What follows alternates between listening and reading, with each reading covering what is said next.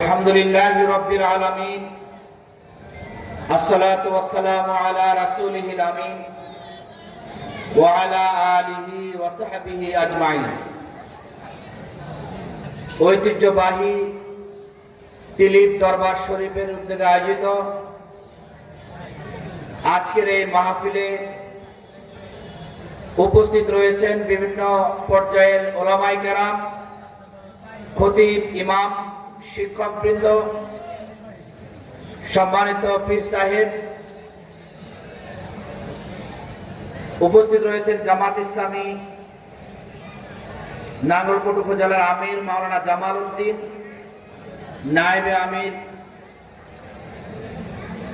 জনাব S M Mohiuddin, Nangalkot পৌরসভার আমির জনাব হারুনুর রশিদ সহ বিভিন্ন পর্যায়ের বিভিন্ন দলের নেতৃবৃন্দ, সাংবাদিক বন্ধুগণ, পর্দার আড়ালে মা এবং বোনেরা, আসসালামু আলাইকুম ওয়া রাহমাতুল্লাহ।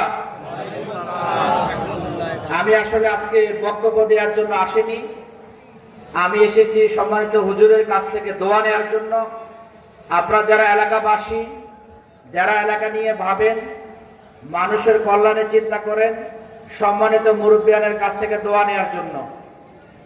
আপনারা সকলে আমার নাম জানেন, আমি ইসলামী ছাত্র শিবিরের কেন্দ্রীয় সভাপতি ছিলাম। আমার বাড়ি রায়কোট দক্ষিণ ইউনিয়নের পূর্ব বামপাড়া গ্রামে। আমরা দ্বীনের জন্য কাজ করি, একটি সমাজ কিভাবে ভালো হতে পারে, এই সমাজের যুবকরা কিভাবে দেশের সম্পদ হতে পারে, সেজন্য আমরা ভূমিকা পালন করি, আমরা কাজ করে থাকি।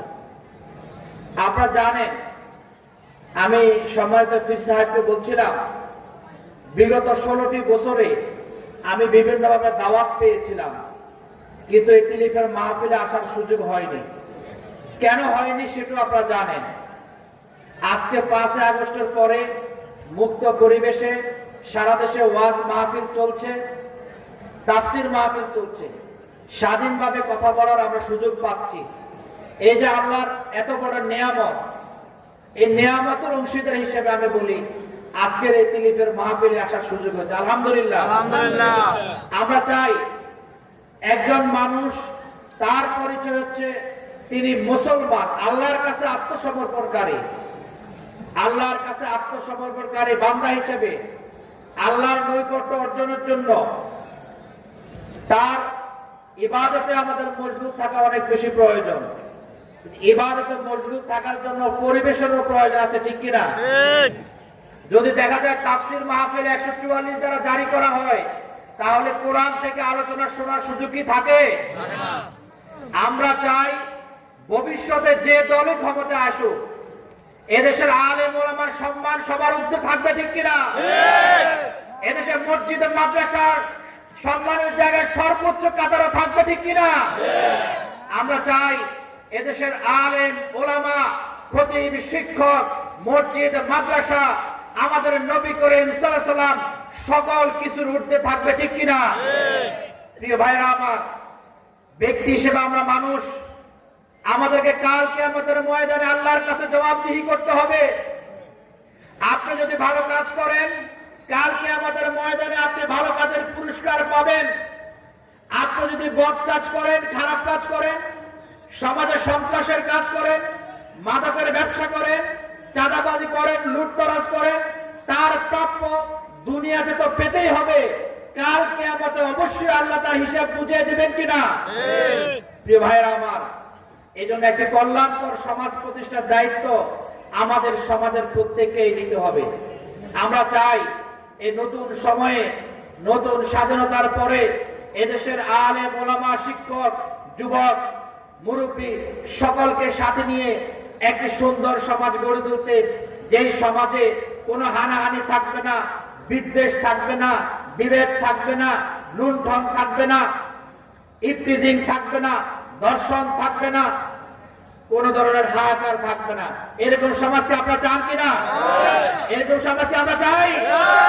এরকম সমাজ চাইলে রাসূল করিম সাল্লাল্লাহু আলাইহি ওয়াসাল্লাম যে সমাজ প্রতিষ্ঠা করেছিলেন, সেই ধরনের সমাজ প্রতিষ্ঠা ছাড়া মানুষের জীবনে, সমাজে কখনো শান্তি আসতে পারে না। রাসূল কেমন সমাজ প্রতিষ্ঠা করেছিলেন, খোলাফায়ে রাশিদিন কেমন সমাজ প্রতিষ্ঠা করেছিলেন, সেই দিক নির্দেশনা আলেমরা আপনাদেরকে দেয়, মসজিদের মিম্বর থেকে খতিবরা দেয়।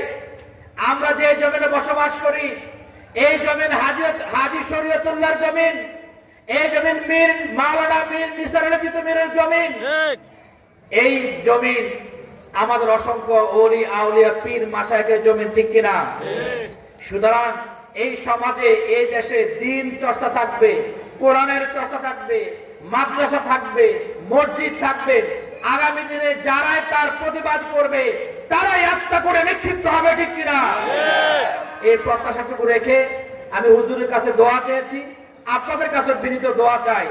এই নাঙ্গলকোট সদর দক্ষিণ লালমাই এই আসনটিকে যুব সমাজকে সাথে নিয়ে একটি সমৃদ্ধ সমাজে কিভাবে পরিণত করা যায়, মানুষের কল্যাণকর সমাজে কিভাবে পরিণত করা যায়, ব্যবসায়ীরা কিভাবে শান্তিতে ব্যবসা করতে পারে, মা বোনেরা কিভাবে নির্বিঘ্নে চলাফেরা করতে পারে, ইমাম সাহেবরা খতিব হিসেবে মিম্বর থেকে নির্ভয় কিভাবে খুতবা দিতে পারে, এরকম একটি সমাজ আমরা প্রতিষ্ঠা করতে চাই।